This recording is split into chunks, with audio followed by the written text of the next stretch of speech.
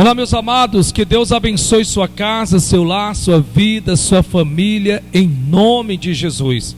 Que o meu amado e querido amigo Espírito Santo possa iluminar os olhos do nosso entendimento. Hoje, sexta-feira de vigília, mas estamos aqui também nesta reunião de cura e libertação em nome de Jesus. Espero eu no meu amado amigo Espírito Santo que esta palavra seja simples, objetiva, mas inspirada, e que ele possa inspirar-nos nesta noite e falar em áreas específicas da sua vida, em nome de Jesus, não somente na sua que está aí do outro lado, mas de todos os que estão aqui para a glória de Deus. Boa noite, povo de Deus. Em nome de, vamos aplaudir esse Deus maravilhoso. Glória a Deus. Coloque a sua mão, por gentileza, no seu coração, feche os teus olhos e diga: Senhor meu Deus, ilumina os olhos do meu entendimento em áreas específicas da minha vida. Usa o teu servo, vaso de barro, que de nada sabe a meu respeito, nem a respeito do que se passa na minha família. Usa-o, revela, inspira áreas da minha vida.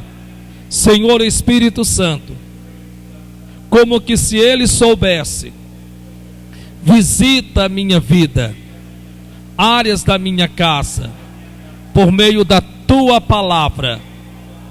Conceda-nos entendimento, conceda-nos entendimento da tua palavra. Eu te peço, em nome de Jesus, que os laços sejam quebrados, os grilhões do inferno despedaçados, pois que eu não aceito dividir a minha casa, eu não aceito dividir a minha família com nenhuma entidade. A minha casa, a minha família é do Senhor Jesus, é do Senhor Jesus. Usa-o para teu louvor e para a tua glória, em nome de Jesus. Faz a sua oração então. Pai, em nome do teu Filho Jesus, Senhor, inspira-nos, põe os teus anjos apostos neste lugar, com espadas desembainhadas, e que em nome de Jesus, Pai, que a tua palavra vá e produza o resultado para o qual ela está sendo enviada. Transforma este lugar em uma grande sala de aula, pois somos teus alunos, em nome de Jesus. E você que crê, diga amém, e aplaude esse Deus todo-poderoso. Dá um glória a Deus.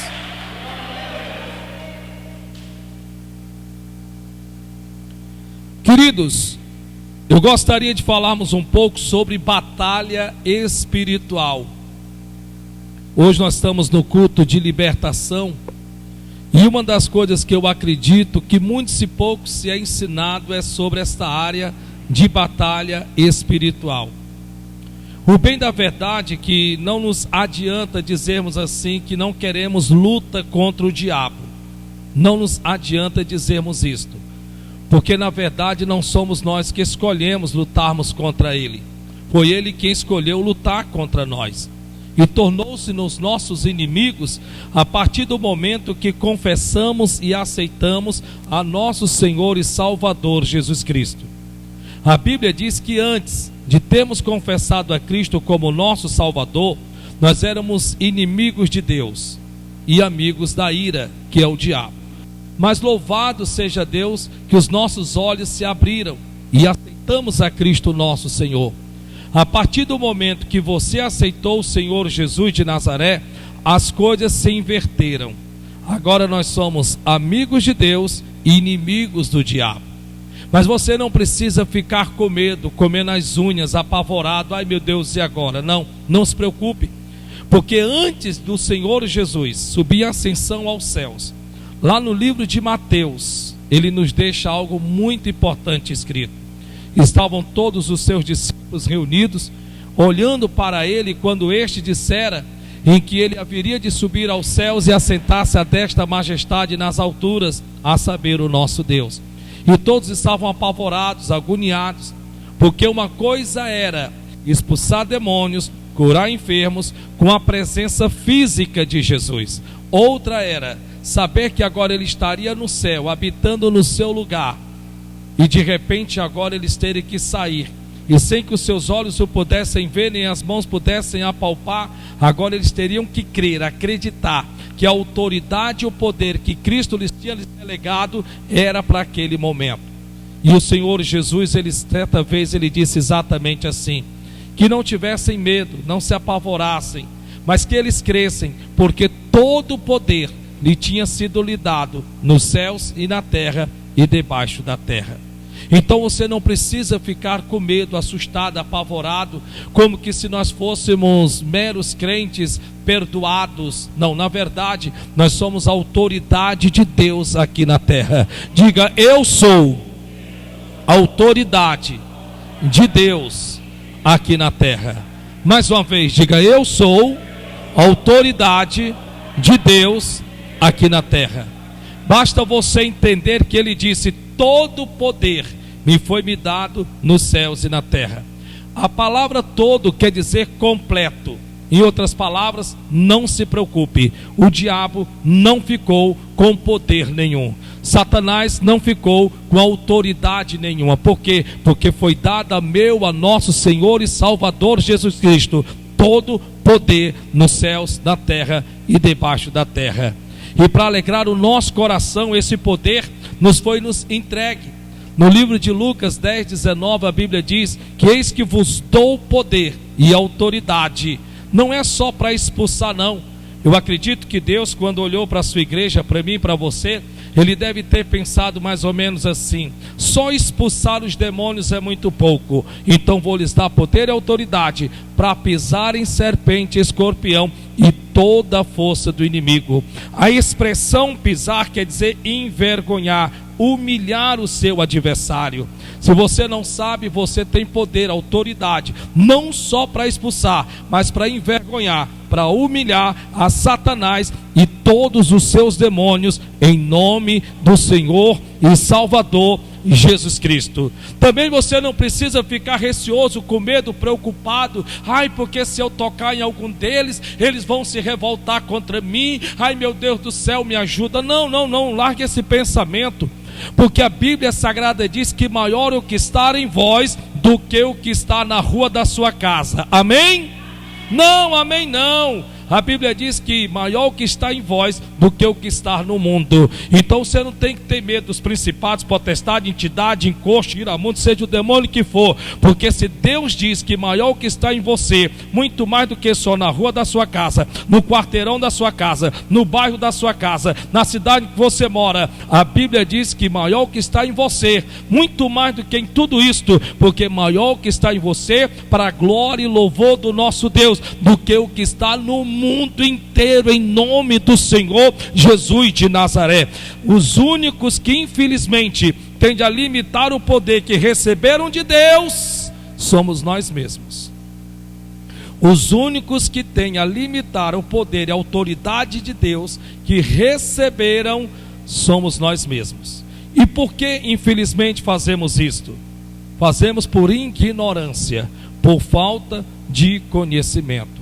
Não entendemos ainda verdadeiramente o que Cristo na cruz do Calvário conquistou para mim, para você, conquistou para nós. E muitas vezes perdemos, e perdemos feio por conta disso. Então que esta simples mensagem, esse simples ensinamento, em nome de Jesus, venha abrir os nossos olhos, não dos olhos de quem vê, mas os olhos do meu, do seu, do nosso entendimento, em nome de Jesus. Amém? Glória a Deus. Bem, a primeira coisa que nós temos que entendermos é que, se não sabemos contra quem estamos lutando, seremos um alvo fácil para sermos vencidos.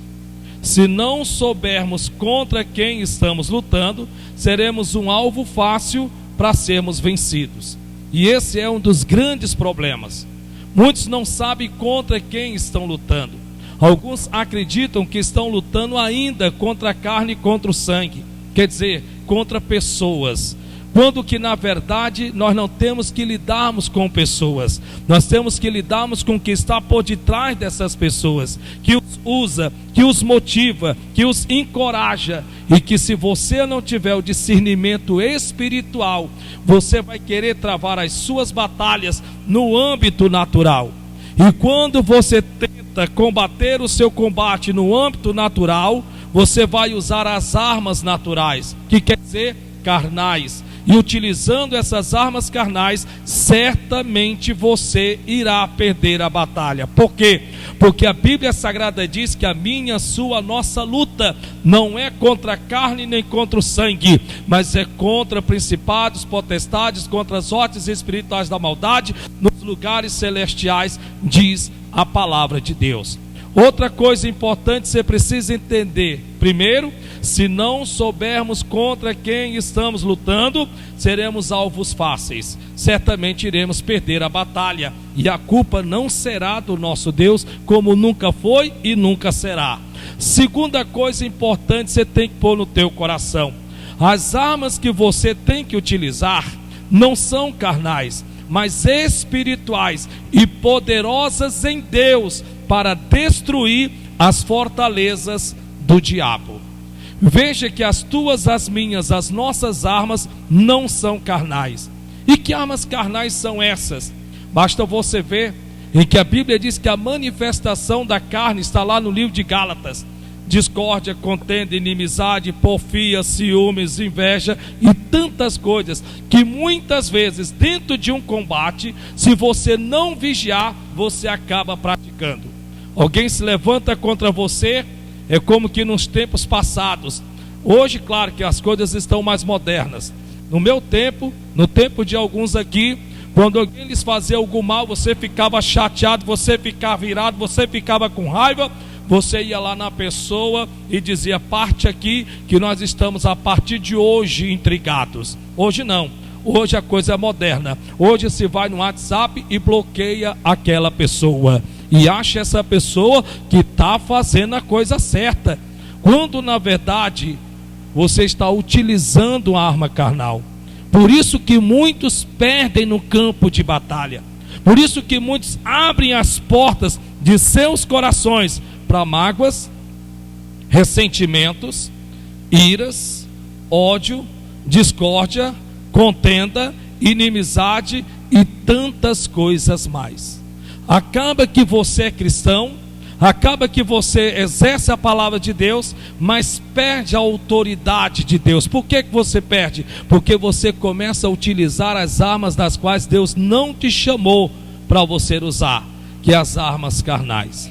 Aqui no livro de Isaías, capítulo de número 59, falando-nos um pouco sobre batalha espiritual, diz assim a palavra de Deus: apalpamos as paredes como cegos. Versículo de número 10. Isaías 59, verso 10. Apalpamos as paredes como cegos. Preste atenção, por gentileza. Se eu lhe perguntar aqui agora, nesse exato momento: você conhece a sua casa? É claro que você vai me responder: sim, claro que eu conheço a minha casa. Amém. Mas desde que as luzes estejam acesas. Preste atenção nisso em nome de Jesus. Se eu lhe perguntar agora nesse momento: você conhece a sua casa? Certamente você diria: claro que eu conheço, mas desde que as luzes estejam acesas. Eu quero lhe dizer isso por conta de que, vamos dizer que de repente você está em casa, você está dormindo, faltou energia. Agora você precisa ir na cozinha. E você de repente precisa pegar um fósforo, uma vela, alguma coisa. Você então vai se levantar do seu quarto. Você então agora vai andar livremente no escuro, sem ver um palmo à frente do seu nariz. É assim que você vai fazer? Não. O que vai acontecer? Você vai ter que andar apalpando como cego. Mas por quê? Duas coisas naquele momento vão ser acionadas na sua mente. Duas coisas naquele momento vão ser acionadas na sua mente. Primeiro, você vai ter o receio de quebrar alguma coisa. Então você vai ter que começar a andar com certo cuidado. Segunda coisa que vai ser acionada na sua mente, você vai ter aquele receio de se machucar. Então de repente você vai começar a perceber que por mais tempo que você more na casa em que você mora, você vai perceber que realmente você não a conhece tanto como você achava que a conhecia. Assim são áreas da minha, da sua, da nossa vida. Veja que a Bíblia está dizendo, anda como cegos. Não são cegos, mas andam apalpando, andam com dificuldade. Quando você não tem, biblicamente, pela palavra de Deus, o conhecimento naquela área, você anda como cego apalpando, você anda com dificuldade. Pode ser financeira, pode ser empresarial, pode ser conjugal, pode ser espiritual, não importa. Quando naquela área você não tem o entendimento, você vai andar com dificuldade. Dificuldade por conta de quê? Por conta de que você não vai conseguir se desenvolver como você gostaria de se desenvolver. E ele continua, vamos lá. Apalpamos as paredes como cegos, e como os que não têm olhos andamos, e como os que não têm olhos. Ele está dando aqui um exemplo. Em outras palavras, ele quer dizer que nós temos olhos para ver, mas é como que se nós não tivéssemos olhos para enxergar. E por conta disso andamos com dificuldade. E quando isso acontece? Quando não sabemos discernirmos se o que é espiritual e se o que é carnal. E começamos a fazermos uma mistura nessas duas áreas. E por conta disso, muitos de nós perdemos a batalha. Vai guardando isso porque você vai precisar para entender daqui a pouco. Continuando, ele diz: tropeçamos ao meio-dia como nas trevas. Como pode tropeçarmos ao meio-dia na hora em que o sol está centralizado? Dá para você imaginar? Olha o que ele está dizendo: tropeçamos ao meio-dia, na hora em que o sol é mais forte, e de repente tropeçamos como se fosse meio às trevas. A palavra trevas quer dizer intensa escuridão. A palavra escuridão quer dizer falta de conhecimento. É a mesma que é relacionada lá em Gênesis, quando a Bíblia Sagrada diz em que a terra era sem forma e vazia, e havia trevas sobre a face do abismo. E ele continua, vamos lá. Tropeçamos ao meio-dia como nas trevas. Não entendemos o porquê daquela situação. A nossa mente não consegue assimilar. É lutas que nós não conseguimos sequer como lidar. E ele continua: e nos lugares escuros como mortos, sem vida. Totalmente sem vida. Totalmente sem vida. Bem, lá em Marcos capítulo de número 5, o Senhor nosso Deus vai nos trazer algo muito importante sobre batalha espiritual. Marcos capítulo de número 5. Todos encontraram? Amém? Glória a Deus. Então vamos aqui rapidinho em nome de Jesus. Versículo de número 1. Marcos 5, 1. Diz assim: e chegaram ao outro lado do mar, a província dos Gadarenos. Vamos ler mais uma vez. E chegaram ao outro lado do mar. Eu creio que na sua Bíblia a palavra e chegaram estão todas em maiúscula, que quer nos chamar a atenção para o que vai acontecer. Então vamos aqui. E chegaram ao outro lado do mar. A melhor maneira de se entender a Bíblia é perguntar à própria Bíblia, porque ela mesma se explica. Então você perguntaria: espera ainda, quem foi que chegou do outro lado do mar? Para termos esta resposta, você teria que ter lido Marcos capítulo 4, onde a Bíblia Sagrada diz, e já sabemos e temos a resposta: Jesus com os seus discípulos. Então nós já temos a resposta, porque não adianta nós lermos aqui e chegaram ao outro lado do mar. Nós vamos nos perguntar: mas espera ainda, quem foi que chegou do outro lado do mar, se nós não estamos conseguindo vermos o nome de ninguém? Então você teria que voltar para Marcos capítulo 4. Se nós voltarmos para Marcos capítulo 4, nós vamos entendermos esse versículo aqui. Então vamos aqui para o versículo 35 de Marcos 4. Preste bem atenção. Versículo 35 diz assim: e naquele dia, então era um dia comum, era um dia como qualquer outro. E naquele dia, sendo já tarde, a noite já estava chegando, o sol já estava se pondo. Ele continua, disse-lhes: passemos para o outro lado. Então olhe para cá, preste bem atenção por gentileza. Para nós entendermos Marcos capítulo 5, nós temos que darmos uma marcha ré. Não basta simplesmente eu chegar para você e pregar Marcos capítulo 5, se nós não formos ao ponto de partida. Então seria uma maldade, uma covardia, que de repente eu dissesse: vamos em Marcos capítulo 5 e começasse a pregar. Então nós temos que darmos uma marcha ré, nós temos que entendermos por que a Bíblia se preocupou em nos dizer: e chegaram ao outro lado do mar, a província dos Gadarenos. Primeiro, se eles chegaram a algum lugar, é porque eles vieram de algum lugar. Então o que é que vai envolver aqui? Vai envolver, primeiro de tudo, ponto de partida. Diga: ponto de partida. Diga comigo: trajetória é a segunda parte. E a terceira parte, lugar de chegada. Preste atenção que Deus quer falar com você em nome de Jesus. Todo problema é um problema de falta de conhecimento, e não passa disto. Então nós temos aqui três coisas. Primeiro, ponto de partida. Diga: ponto de partida. Segundo, trajetória. Vamos lá, dá para ser melhor. Trajetória. Terceiro, ponto de chegada. Se você não analisar, muitas são as pessoas, e todos nós temos um ponto de partida. E eu não sei como é que você se encontra nesse exato momento, ou como você se encontrava quando você aceitou Jesus.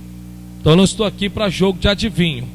O que é interessante é que todos nós temos um hábito, um costume de olharmos para o nosso ponto de chegada, que quer dizer o nosso objetivo, quer dizer o nosso alvo. Isso é maravilhoso. Você precisa manter os teus olhos focados naquilo que você quer, mas você não pode esquecer da trajetória. Preste bem atenção nisso em nome de Jesus. Muitas são das pessoas que elas almejam, desejam e querem. Tudo bem. Então elas se animam, elas se empolgam, elas se motivam. De repente, vou fazer um curso, vou ler um livro, vou começar um propósito de oração, vou começar um propósito de jejum. Bem, então elas estão agora com seus objetivos determinados no seu coração. Ponto de partida. Todo ponto de partida é empolgante. Todo ponto de partida é incentivante. Você está incentivado, você está empolgado. Nossa, vai dar certo, vamos lá. Vai tua glória a Deus, aleluia, amém, Jesus. Só que na verdade, nós temos que entendermos que não importa em que área que seja ela qual for, pode ser no trabalho, você vai ter que se deparar nada mais nada menos com a trajetória. E é nessa trajetória que muitos ficam na metade do caminho. Escute em nome de Jesus. O Senhor te ouviu e viu você orando esses dias, e agora Ele vai lhe dizer o porquê que às vezes você está meio que desanimando, está meio que perdendo o seu foco naquilo que você almeja alcançar para o seu futuro. Esse é o problema. Não tire os seus olhos do foco, do seu objetivo, do seu lugar de chegada. Mas você não pode, em hipótese e circunstância alguma, desconsiderar a trajetória que te leva até lá. Porque mais importante do que o seu lugar de chegada, de repente você diz assim: nossa, quero muito ser promovido lá na empresa em que eu trabalho. Amém. Mas para você ser promovido lá, você tem que passar por uma trajetória, por um percurso. E muitos ficam nesse percurso, nessa trajetória. De repente você diz: quero meu esposo convertido, minha esposa convertida. Olha, não importa a área que se eu for enumerar, nós vamos longe. Sim, glória a Deus. Então você sabe o que você quer, como você quer, da maneira que você quer. Louvado seja o nome do Senhor, amém. Você está empolgado, vai dar certo, eu vou chegar lá, glória a Deus por isso. Só que durante a trajetória, durante o percurso, você vai ser provado, você vai ser testado, você vai ser perseguido, e tanta coisa que eu podia enumerar aqui, o tempo não dá, que é uma mensagem mais curta. E muitos são dos que por conta disso simplesmente desistem. Simplesmente desistem. Ficam pela metade do caminho. E acreditam essas pessoas, não, eu acho que é porque Deus que não queria me abençoar. Deus não te chamou para perder. Até onde eu sei, Deus não chamou você para a derrota. Até porque o nosso Deus não conhece derrotas, não conhece fracasso. A questão aqui é que muitos cometem um erro que os discípulos vão cometer aqui agora. Olha o que é que ele diz, vamos lá. E naquele dia, sendo já tarde, disse-lhes: passemos para o outro lado. Então já estamos sabendo de onde eles saíram. E aí no versículo de número 36, e eles quem? Os discípulos, deixando a multidão. Tem uma tradução que diz: se despedindo da multidão. Tem uma tradução que diz: e eles quem? Os discípulos, deixando a multidão, ou se despedindo da multidão, o levaram consigo. Levaram a quem? A Jesus, assim como estava no barco. Preste atenção em nome de Jesus de Nazaré, para a glória de Deus. Olhe para cá, por favor.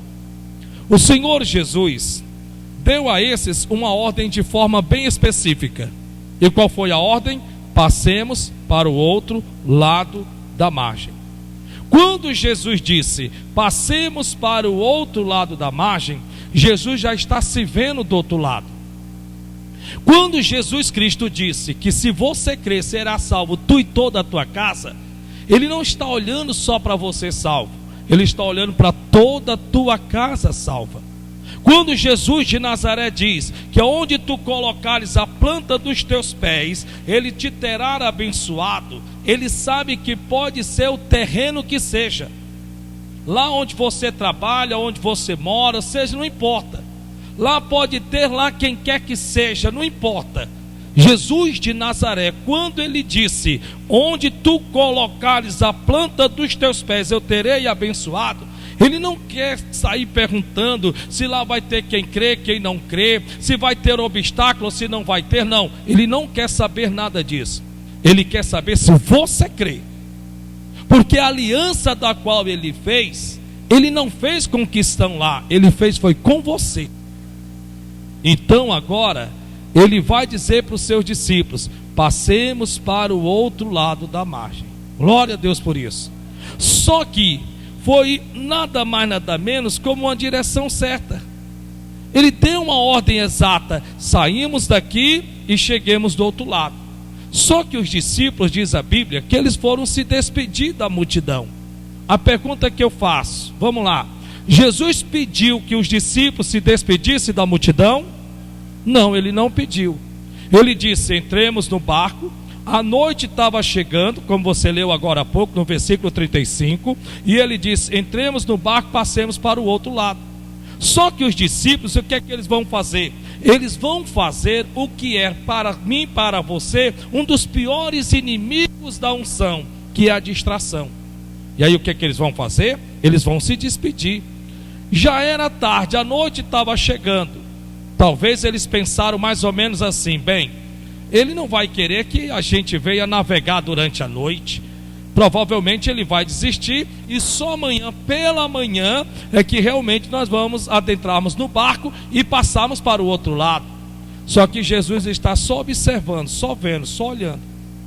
E aí de repente a Bíblia diz que, não tendo Jesus desistido, eles agora vão cometer o segundo, dentre todos, o pior erro que nós cometemos. A Bíblia Sagrada diz que eles agora vão pegar Jesus, você acabou de ler aí, e diz a Bíblia que vão colocá-los dentro do barco e vão levá-lo assim como estava. O que significa isso? Levar Jesus de qualquer jeito. Sabe, mais ou menos assim, bem, já que ele não desistiu, já que ele ainda quer ir navegar durante a noite, já que ele não pode esperar para o amanhã, para o dia amanhecer, tudo bem então, vamos, vem cá, entra aqui no barco, não é isso que você quer? Então vamos aqui. Tem muita gente que leva Jesus de qualquer jeito, sabe que tem que orar e não ora, mas quer unção, quer que Deus o encha de unção, de coragem, sabe? Mas espera ainda, como é que ele vai te dar algo que nem você mesmo repassa para ele o interesse de receber? Tem pessoas que estão levando Jesus de qualquer jeito. Tem pessoas que elas querem que Jesus os promova no trabalho, mas não faz por onde. Não estudam, não se profissionalizam, não se qualificam para receber. E pensa essas pessoas que Jesus, por ser Jesus, vai pegá-los e colocá-los num cargo para exercer uma função sem que sequer estejam preparados.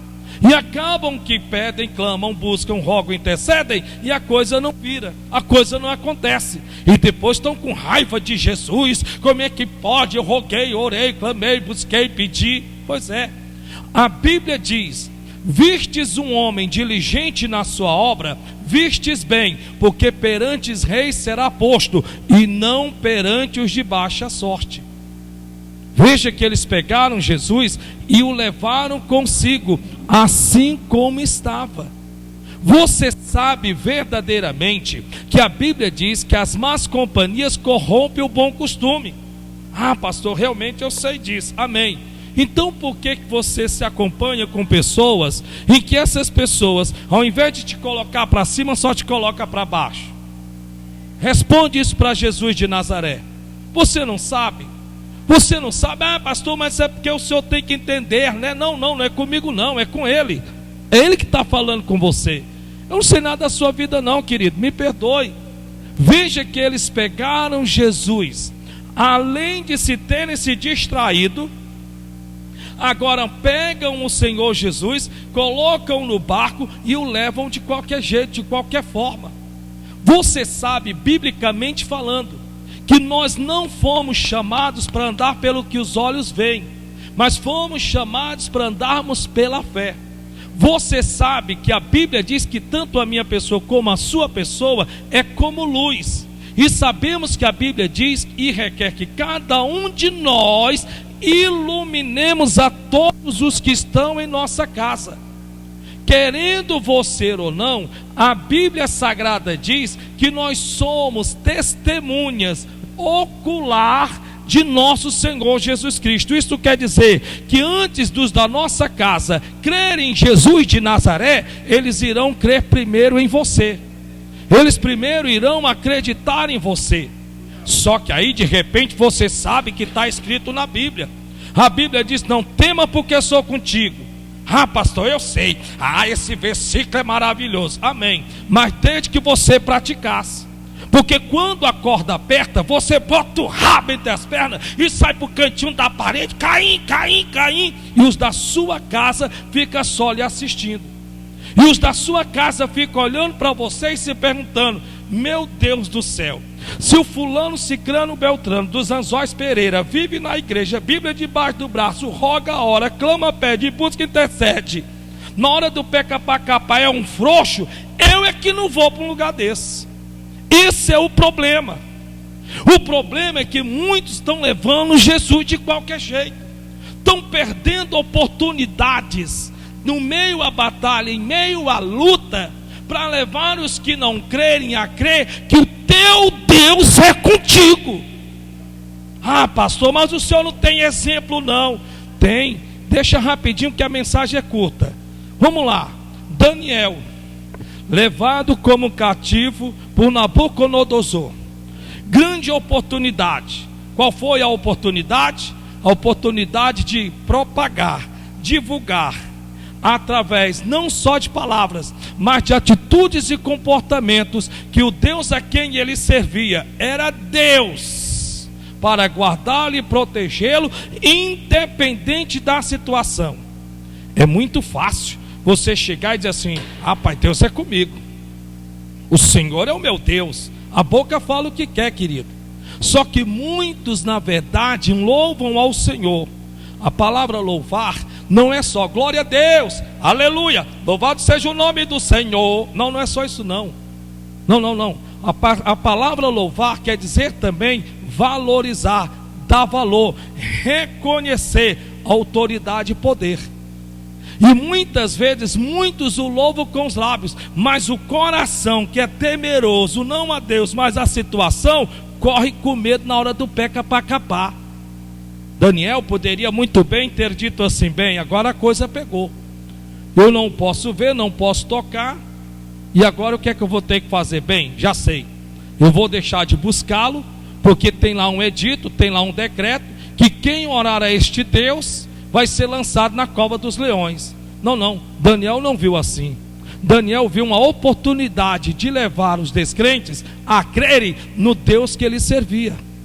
Sadraque, Mesaque e Abednego acenderam e aqueceram 7 vezes mais, para ver se causava temor, medo, receio. De repente eles podiam desistir. Não, a Bíblia diz que eles simplesmente permaneceram firmes. E diz a Bíblia que tanto nos tempos de Sadraque, Mesaque e Abednego, como nos tempos de Daniel, todos os que viram, não só ouviram, mas viram, creram e confessaram ao Senhor Deus dos céus. Tem pessoas na tua casa que sabem que você é temente a Deus, mas só em saber não é o suficiente. Elas têm que ver isso em prática. Elas têm que ver você praticando isso. Ao invés de você, quando recebe um exame, ai meu Deus, Jesus me ajuda, Jesus, eu vou morrer. Ao invés de você fazer isso, sabe o que é que você faz? Entra nos teus aposentos, minha irmã. Busca o teu pai que está em secreto, porque ele veio e ouve em secreto e te recompensa publicamente. E os da tua casa vão estar olhando para você e vão estar dizendo, como nos tempos bíblicos dizia, realmente o Senhor está entre eles. Essa é a grande questão. Veja que levaram Jesus assim como estava no barco, levaram de qualquer jeito. E depois querem que Jesus entre na guerra com eles. Só se ele for doido, só se ele for louco. Ele entrar na guerra, mas não entra também, porque ele não é doido. A Bíblia diz que Deus não faz acepção para salvação. Olhe para o irmão que está do teu lado e diga: Deus não faz acepção para salvação. Não faz não. Você pode ser um condenado na cruz, não tendo precisão de fazer coisa alguma para se salvar. Basta você reconhecer o senhorio de Cristo. Ele vai dizer: ainda hoje estarás comigo no paraíso. Ele não precisou descer da cruz para dar testemunho de nada, ele só creu. Amém. Teve a ousadia, a coragem de reconhecer o senhorio de Cristo na cruz, diante de soldados, diante de judeus, diante de um ladrão que estava do outro lado, e ele logo foi salvo. Mas sabe o que é interessante? Para salvação ele não faz acepção de pessoa não, mas para usar ele faz. Porque ele não usa o covarde medroso calça curta. Ele não usa. Olhe para cá, levanta a cabeça, olha para cá. Sabe por que ele não usa? Ele não usa para não passar vergonha. Porque na hora do pé capar, é capaz de dar no pé e deixar ele sozinho na guerra. Lembra dos tempos de Gideão? Gideão está com 32 mil homens. Eita, agora nós vamos arrebentar. Não tem inimigo que vença. Deus olhou e disse assim: é muita gente. Fala aos ouvidos. Sabe o que é interessante? É que Deus não quer que a gente passe vergonha. Esse Deus é um Deus educado. Fala aos ouvidos. Sabe aquele cochichado? E aí de repente vai dizer: diga aos covardes e medrosos que tire o time, que volte para casa e vá para debaixo da cama. Eu fico imaginando a cena chegando nos ouvidos. Você que é covarde e medroso, eu estou falando baixinho porque ninguém vai saber por que tu vai para casa. Você que é covarde e medroso, vá para casa. E me descobriram. Interessante que eles estavam armados até os dentes. A Bíblia diz que eles estavam prontos ali para a guerra, para a batalha. Eles estavam com couraça, capacete, espada, escudo. Estava todo, paramentado. Mas só que por fora, por dentro, era um tremendo covarde. Tem gente que me perdoe, irmão. Deus está te falando no teu coração em nome de Jesus. Entenda uma coisa: ninguém segue o covarde não, meu irmão. Ninguém segue não, me perdoe, eu estou sendo de Deus para falar isso para você. A Bíblia Sagrada fala de dois reis, Saul e Davi. A Bíblia diz que Saul estava em pleno campo de batalha. Escute isso aqui em nome de Jesus. Saul estava em pleno campo de batalha. A Bíblia diz que havia um incircunciso chamado Golias. E a Bíblia diz que durante 40 dias e 40 noites aquele infeliz se levantava pela manhã e no entardecer e desafiava os soldados de Israel. A Bíblia diz que enquanto isso estava Saul dentro da sua toca, dentro da sua caverna, dentro da sua tenda, se tremendo mais que vara verde. E olha que era rei, hein? Só que posição não quer dizer nada não, irmão. Posição não quer dizer nada. Você pode ser o pastor, você pode ser o presbítero, você pode ser o diácono, você pode ser o obreiro, você pode ser o membro, não importa. Deus quer ver atitude. É isso que Deus quer ver. A Bíblia Sagrada diz, está escrito, que por conta de que Saul, o cabeça, o rei, estava dentro da sua cova, dentro da sua caverna, dentro da sua cabana, a Bíblia diz que todos os soldados de Israel, um exército, estava por detrás das fileiras de guerra. Por detrás das fileiras de guerra. Eu acredito que eles ficavam assim olhando, ó. Ai, ele está ali ainda, ai. Só que aí veio um menino, um garoto. A Bíblia diz que este, então, nós sabemos da história, eu vou diminuir aqui a conversa. A Bíblia diz que esse então diz: diga a Saul que eu irei, e diga o que ele não entristeça o seu coração, nem tremam diante deles. Porque quem é esse filisteu incircunciso para afrontar o exército de Deus? Eu vou pegar ele no tapa, deixa ele comigo. Resumindo a conversa, nós sabemos da história. Ele pega uma pedra, pega uma funda, lança, Deus vai lá, derruba o gigante. O bom é a seguir. O bom foi o a seguir. Deus quer que você se posicione. Olha para o irmão que está do seu lado e diga: Deus quer que você se posicione. Não, mas está fraco. Para dizer desse jeito, você não precisa dizer não, que é capaz de você até matar quem está do seu lado. Até o que sai de você e como sai, é como você está por dentro. Você tem que entender isso. Você quer saber como? Pois eu vou lhe dizer. É porque o tempo é curto. Você lembra das muralhas de Jericó? 40 anos amargaram andando em círculo no deserto. Dá para você imaginar? 40 anos por conta de seus pais covardes e medrosos, que quando olharam para os Elaquins, disseram: ai, nós somos como gafanhotos. Irmão, 40 anos, você vai na porta da bênção, minha irmã. Você vai na porta do milagre. Você sabe que do outro lado a terra é boa, mana leite e mel, e ter que penar no deserto, porque não tiveram a coragem de acreditar. Eu imagino a raiva que isso não ia criando dentro deles. Não era raiva dos seus antepassados não, mas é de saber que o ímpio desfrutava de algo que Deus tinha deixado para eles. A Bíblia Sagrada diz que Deus orientou a Josué e a todos que desse 7 voltas, e na última volta desse 7 mais 7 voltas, mas Deus disse algo para todos eles fazerem na hora da batalha.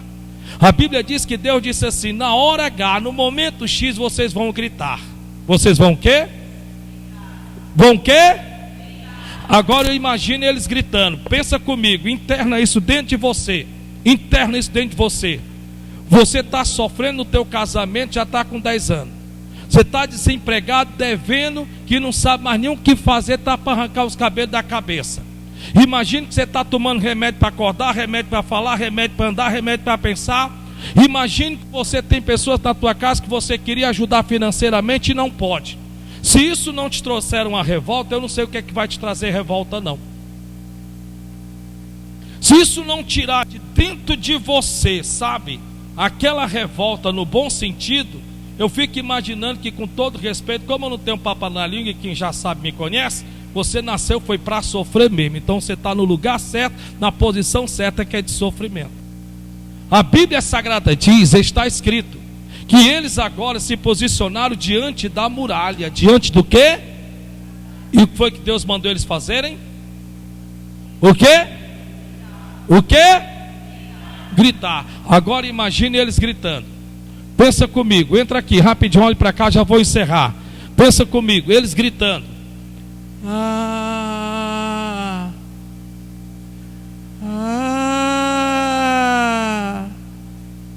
Dá para você imaginar? 40 anos amargando no deserto. 40 anos sofrendo. Ainda que tivesse maná, ainda que tivesse o que fosse, amém. Uma coisa é você sofrer porque você causou os seus problemas, isso já te revolta, e você sofrer por conta dos outros. Uma coisa é você dever porque foi você quem fez a dívida. Outra é você emprestou o cartão de crédito para a pessoa foi lá, comprou e não pagou e você está sofrendo. Uma coisa é você ser o causador dos teus problemas. Outra é, infelizmente, você sofrer porque alguém foi lá e causou para ti os teus problemas. Agora eles estão lá. Dá para você imaginar? 40 anos isso dentro deles. Eu fico imaginando que aqueles gritos ali, meu irmão, foi aquele grito, sabe, de estrondar mesmo, sabe, de colocar para fora, sabe? Aquele grito como um Cristo na cruz do Calvário.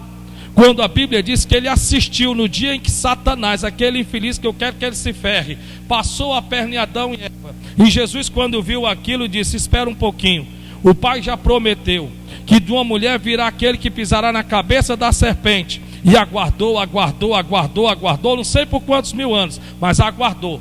Passou todos os períodos dos reis, etc., sacerdotes e tudo. Agora chega a vez dele. Jesus está na cruz do Calvário. E a Bíblia diz que ele então deu um gritinho: está consumado.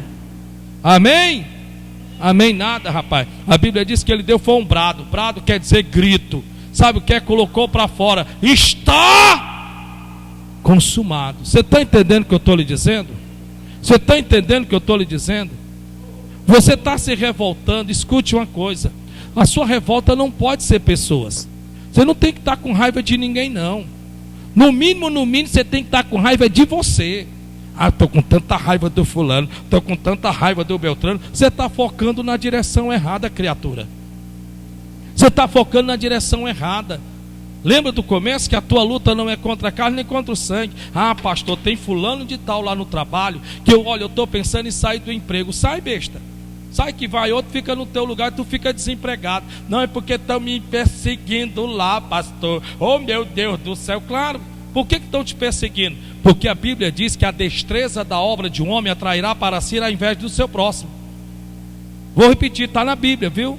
A destreza. O que significa a palavra destreza? Habilidade, capacidade de exercer uma função. A destreza de um homem atrairá para si a inveja do seu próximo. Você nunca vai ser invejado no que você não sabe fazer. Você vai ser invejado naquilo que você sabe fazer e faz bem, para a glória de Deus. Então aqui, para terminar, agora de repente eles estão lá diante da muralha. Então dá para imaginar o brado que eles deram, o grito que eles deram. Eu fico imaginando. Quem está entendendo o que o meu amigo Espírito Santo está dizendo aqui? Dá para você imaginar? Tem horas, minha irmã, não sei como é o seu nome, filha, mas tem hora que você tem que entrar no seu quarto, tem hora que você tem que chorar. Pode chorar, mas tem hora que você tem que se posicionar, porque com o diabo lágrima não resolve. É vocês, ó Satanás, arruma a mala e sai de perto, senão eu passo por cima de ti. Você tem que entender isso. Diante de Deus se ajoelhe, diante de Deus se humilhe, mas diante do diabo se posicione no campo de batalha. Porque o diabo, ele não vai olhar para você e dizer: bichinho, bichinho. Que negócio de bichinho, bichinho? O que, rapaz?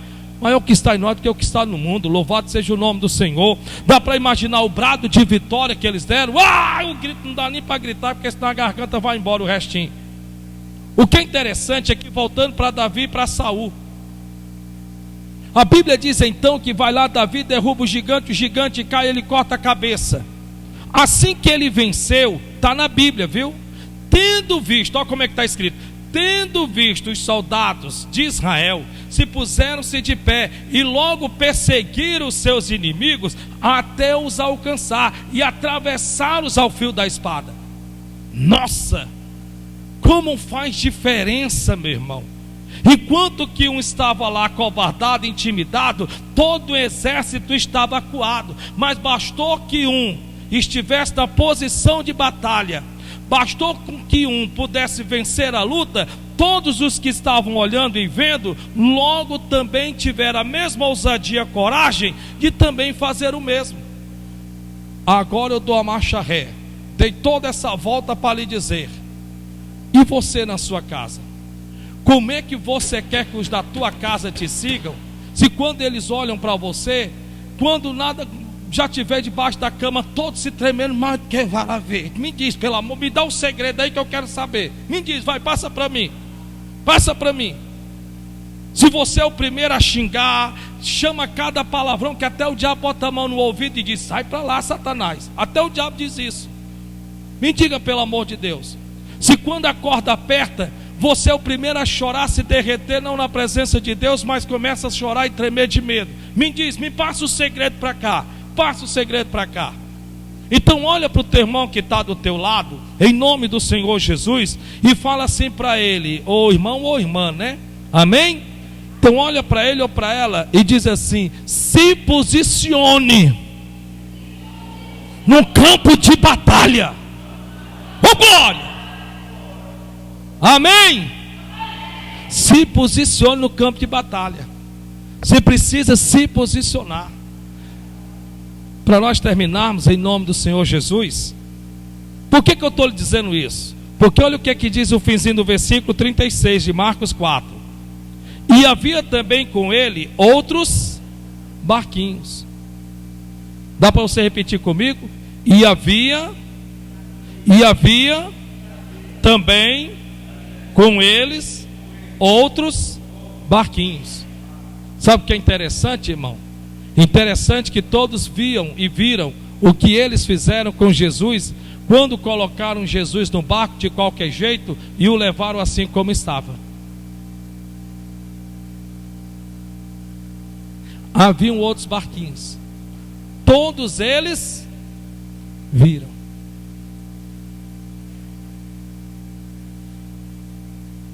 Será que de repente os barquinhos, os que estão à tua volta, o que eles estão vendo em você? O que eles estão vendo em você? Lembre-se que primeiro as pessoas vão te seguir, para depois seguir a Cristo. Lembre-se disso. É inevitável isso. Primeiro pessoas vão querer ser como você, para depois elas entenderem que você não é nada. Na verdade, você é o que Cristo tem lhe feito. Aí eles vão começar a seguir a Cristo. Resumindo a conversa, para terminar, versículo de número 37. Dá para você ler comigo, por gentileza? Vamos lá? E levantou-se, eu vou contar até 3, amém? Vamos lá, 1, 2, 3. E levantou-se, e tá, Deus me livre, tá queimado, tá amarrado, negócio feio, meu Deus. Não.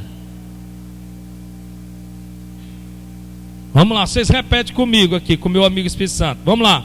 E levantou-se grande temporal de vento, e subiam as ondas por cima do barco, de maneira que já se enchiam. Eu vou ler, eu quero que você olhe para cá e eu vou encerrar. E levantou-se grande temporal de vento, e subiam as ondas por cima do barco, de maneira que já se enchiam. Vamos ver se você entendeu aqui realmente essa mensagem simples do meu amigo Espírito Santo. Lá no começo, Jesus de Nazaré disse: entremos no barco, a tempestade está vindo, para chegarmos do outro lado. Amém? Amém nada. Ele disse assim: passemos para o outro lado da margem. Ele disse: lugar de partida, lugar de chegada. Amém? Só que eles pegaram Jesus e levaram de qualquer jeito e o colocaram no barco. A pergunta que eu faço é: aquela tempestade era para vir ou não? Não. E por que ela veio? Porque levaram Jesus de qualquer jeito. Tem muitas lutas que, com todo respeito, me perdoe, nós passamos, porque infelizmente nós acabamos que levamos Jesus no nosso barco chamado a nossa vida de qualquer jeito. Quem foi que te mandou emprestar teu cartão de crédito?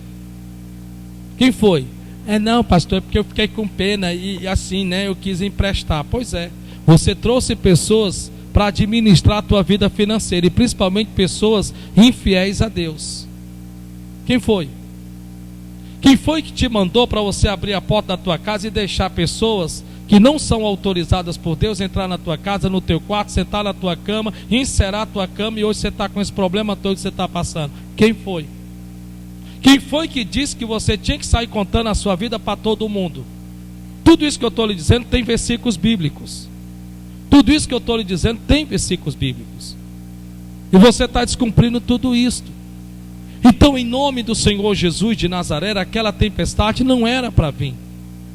Não era para ter vindo. Se eles tivessem, na hora que Jesus falou, entremos no barco e passemos para o outro lado da margem, era muito fácil. Jesus não disse que nós só temos que fazer 3 coisas. 3 coisas nós temos que fazer, irmão. 3. Só 3. Orar, jejuar e meditar na palavra. 3 coisas. Você, com todo respeito, não sei nada da sua vida, me perdoe. Você nem ora, porque diz que não tem tempo. Você não lê a palavra, porque você diz que não entende. E você não jejua, porque você diz que não sabe. É impressionante como a melhor maneira que se tem de se justificar uma culpa é levantando uma desculpa.